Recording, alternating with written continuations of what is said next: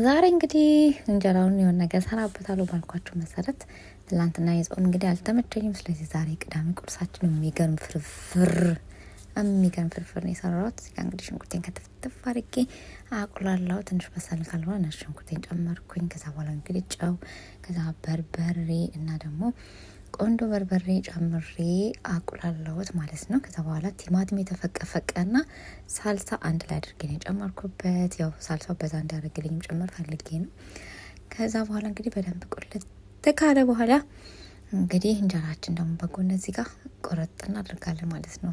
ያኛው እስከሚደርስ ድረስ እንጀራ እንግዲህ እንደ ሆቴል ስታይል ቆረጥ ያደረኩት ያው ፍርፍር እንዳይል ማለት ነው በጣም ከዛ እንግዲህ እዚህ ጋር ስጎ በጣም በዛና ቀነስኩት። ሌላ ነገር እሰራበታለሁ ብዬ ከዛ ውሃዬን ጠብ አደረኩና ለስለስ አደረኩት። ከዛ ቅቤን ጣል አደረኩበት ማለት ነው።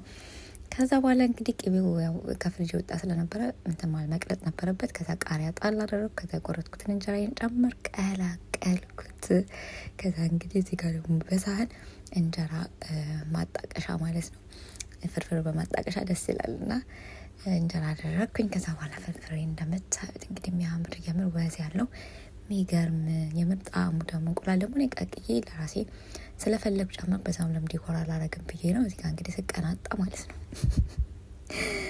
እዚህ እንግዲህ ቀረበ ስቀምሰው ወይኔ ሞያይ በቃ አሁን ራሱ ያወራኋችሁ ምራቅ አፌ ምራቅ ሞላው የምር በቃ ጣዕሙ ልነግራችሁ አልችልም። በጣም ባለሙያ ነኝ ለካ እና አጣጥሜ ነው የበላሁት ማለት ነው።